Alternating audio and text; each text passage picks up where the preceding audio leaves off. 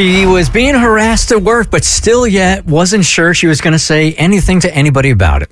So, I came in and told the first part of this story last week about a friend of mine who was having a tough time at work because she has to deal with a guy that she's currently on a project with, and he was making her time at work miserable. And it all started because she started working there a while ago, then he started working there as well, and then they were put on to the same team to handle the same project, and it was a couple of offenses that made her uncomfortable. The first being whenever she would go into his office, she noticed that he would always close the door when it was just the two of them, but it seemed as if anytime someone else was in the office with him, he wouldn't go as far as closing the door. Red flag 1. Right. And then their text messages started off purely business and everything was always professional. At some point, he started to feel a little more comfortable, took the conversations to things like, what are you doing for lunch today?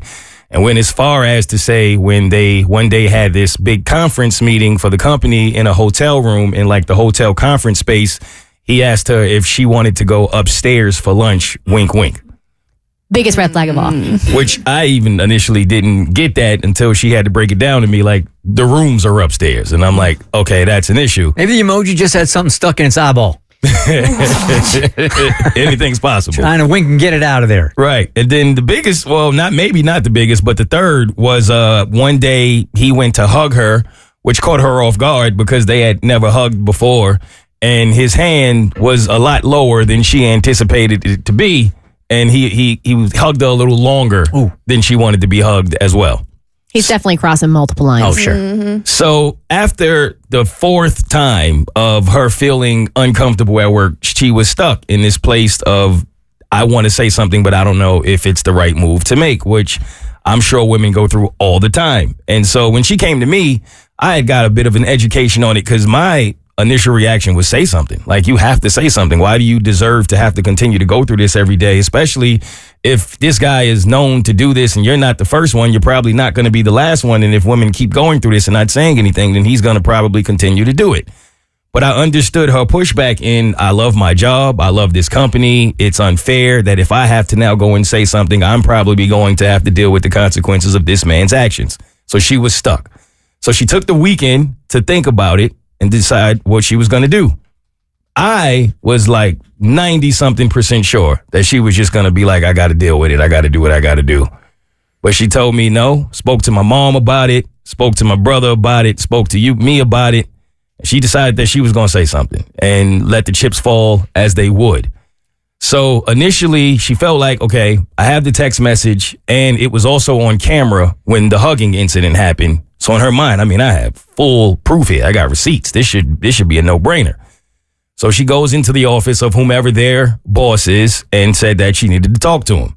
And she told him everything. And then she provided the receipts and the boss pretty much said, okay, let me handle this. But she got a good feeling in how the boss responded. The boss appeared to be like upset and frustrated and disappointed that somebody within his company was doing this. So it seemed like things were all going to go her way.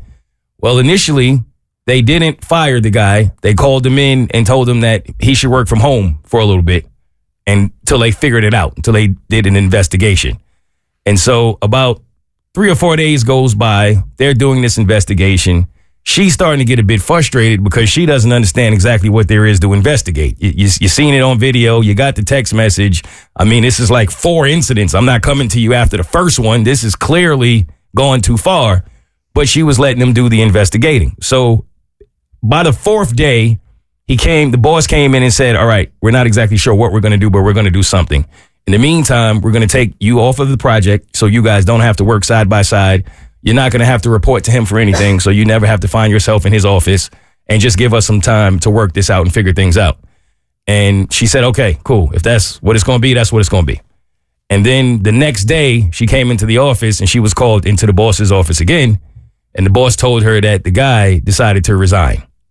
Really? Wow. I guess the pressure of what was going to come. And that's the other part of it is one of the reasons that she didn't want to say anything initially is because the guy is married, has a family. She felt bad for him, even though I don't think she should have. It's weird when, it's like this empathy, like chip just kind of checks in and it's hard to like quell that even though it's happening to you. Right. And so that was one of the reasons she didn't want to put him in a bad space. She didn't want it to affect his marriage. So I think, what I personally think, and listening to her, at some point, this guy must have said, if I get fired and then this gets out, now obviously this leads into my personal life and my marriage at home.